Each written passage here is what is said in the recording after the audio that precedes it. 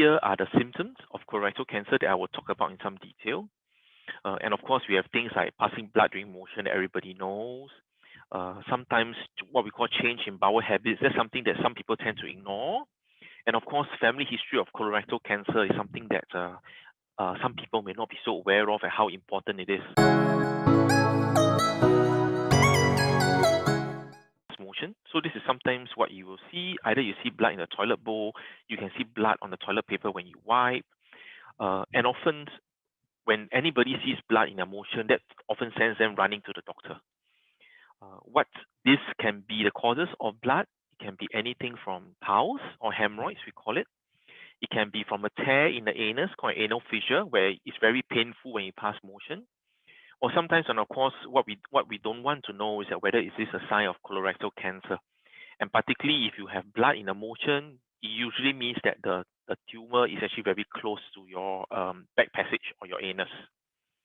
So, but blood during motion is definitely one thing that requires people to see a doctor.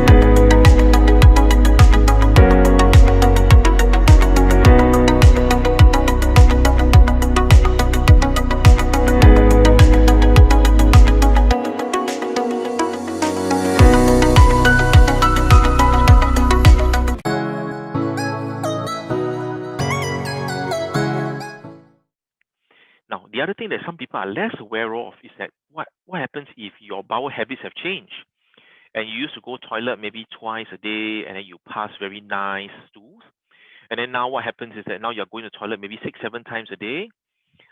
It's all watery stools that's coming out, and then people just think that, oh, maybe I ate something wrong.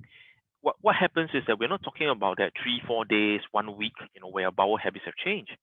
What we're talking about is that 1-2 months, 6 months that you notice that it's totally different, it's not the same anymore. Sometimes it comes so urgently that you cannot even control. And that's the one that's worrying. Jangan lupa like dan subscribe.